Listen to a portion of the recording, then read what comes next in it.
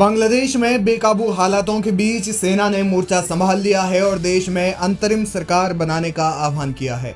हालात यहां तक खराब हो चुके हैं कि एशिया की सबसे ताकतवर महिला मानी जाने वाली बांग्लादेश की प्रधानमंत्री शेख हसीना को देश छोड़कर भागना पड़ा।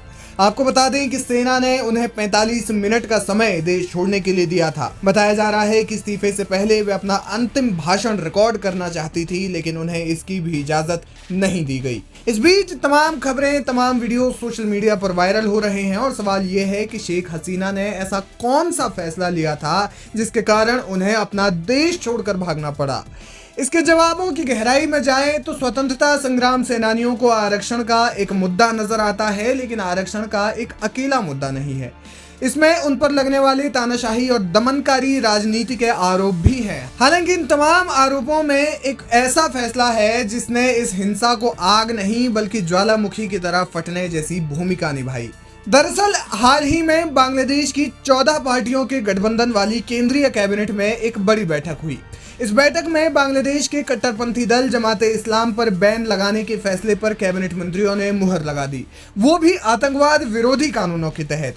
इस बैठक में कथित तौर पर कट्टरपंथी दल पर हमेशा के लिए बैन लगाने के प्रस्ताव पर पहले चर्चा हुई और फिर दल पर सर्वसम्मति से बैन लगा दिया गया।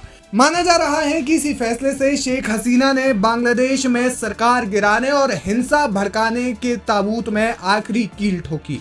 इस फैसले से विरोधी दल के भड़कने की भी खबर आई, जिसके बाद प्रदर्शन ने उग्र रूप लिया और बांग्लादेश में एक महीने में ही सैकड़ों लोगों की लाशें बिछ गई और जगह जगह हिंसा का नजारा दिखने लगा। जमाते इस्लामी बांग्लादेश की एक राजनीतिक पार्टी है।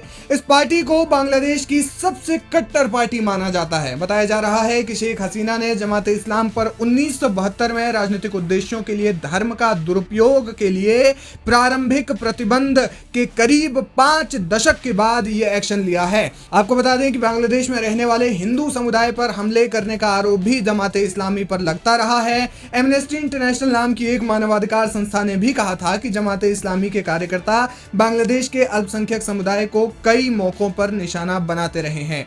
2013 से 2022 तक हिंदुओं पर करीब 3600 हमले की घटनाएं हुई, जिसमें जमाते इस्लामी का नाम कई हमलों में आता रहा।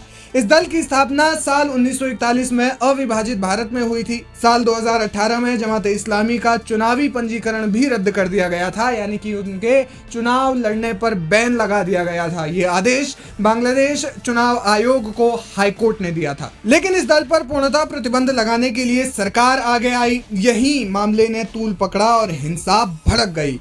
हालांकि इस हिंसा के भड़कने में शेख हसीना के और भी तमाम फैसले और आदेश रहे हैं, लेकिन आरक्षण और खासतौर पर जमाते इस्लामी पर प्रतिबंध का फैसला इनमें सबसे मुख्य है।